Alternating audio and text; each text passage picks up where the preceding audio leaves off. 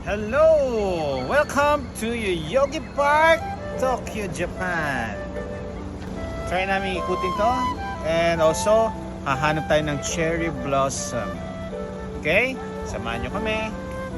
Hello, hello, hello! Ito po yung mga cherry blossom tree dito sa Yoyogi Park. So usually, nag-bloom sila last week of March, first week of April. Pero tingnan nyo, no? Nagkakaroon na ng mga buds. Yan. So very exciting pagka nag-bloom itong mga cherry blossom tree. Wow! Napakaganda. Nature! Yan ang maganda dito sa Japan. At ito na nga! Nakahanap kami ng cherry blossom flower! Woo! Ayun! Look at that!